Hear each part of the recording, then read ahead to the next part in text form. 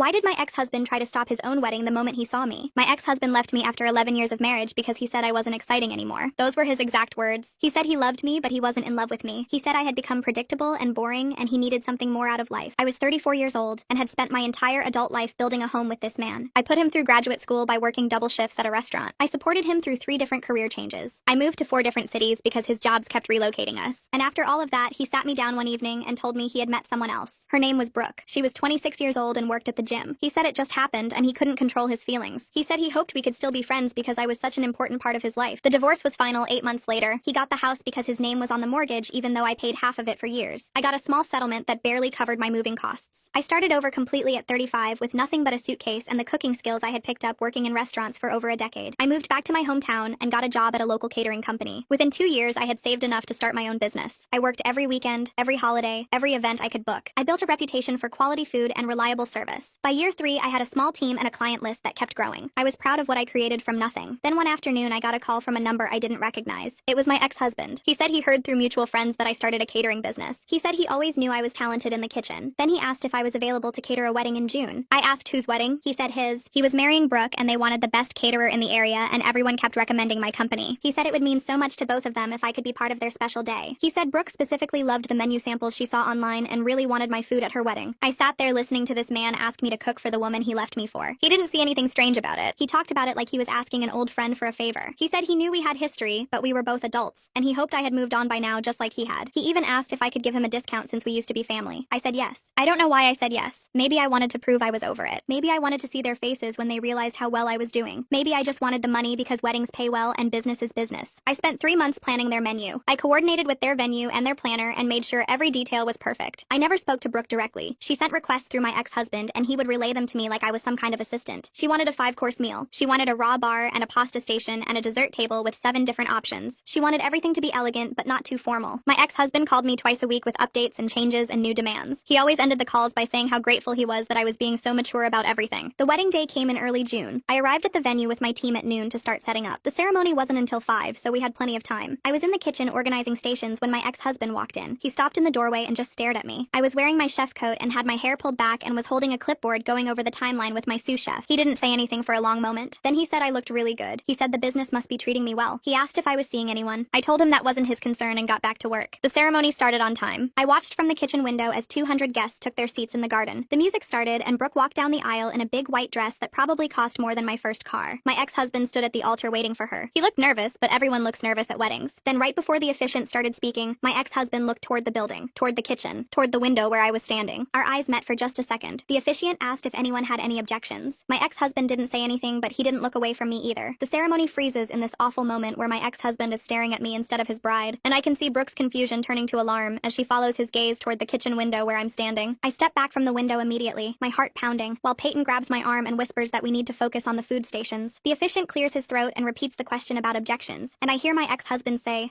before trailing off into silence that makes 200 guests shift uncomfortably in their seats. Through the kitchen side door, I can see Grayson, the best man, lean in to whisper something urgent while Brooke's face goes pale under her makeup. I force myself to turn away from the ceremony chaos and focus on the pasta station setup, but my hands are shaking so badly that Peyton takes the serving spoons from me and tells me to check on the dessert table instead. The ceremony music has stopped completely, and I can hear confused murmuring from the guests drifting through the open windows. I walk to the far end of the kitchen where the dessert table is set up, counting the 7 different options we prepared, making sure each one is positioned correctly. My hands won't stop shaking. I pick up a serving knife and put it down 3 times because I can't get it straight. Peyton appears beside me and takes the knife gently, setting it in place herself. She doesn't say anything, but her eyes are worried. Lena, the wedding planner, bursts into the kitchen looking frantic, asking if we can delay the cocktail hour because there's a situation with the ceremony that needs a few minutes to resolve. I tell her we can hold the hot appetizers, but the cold items are already plated, and the timing will be off if we wait too long. She nods quickly and disappears back outside. I can hear voices rising in the garden, not quite shouting, but loud enough to carry through the walls. 10 minutes pass with no ceremony conclusion, and through the window I watch guests starting to stand up and mill around awkwardly, while Brooke and my ex-husband have what looks like an intense whispered argument near the altar. Nora, the maid of honor, has her arm around Brooke while Grayson is physically positioned between my ex-husband and the aisle like he's preventing an escape. The photographer has stopped taking pictures and is standing off to the side looking confused. Some guests are checking their phones.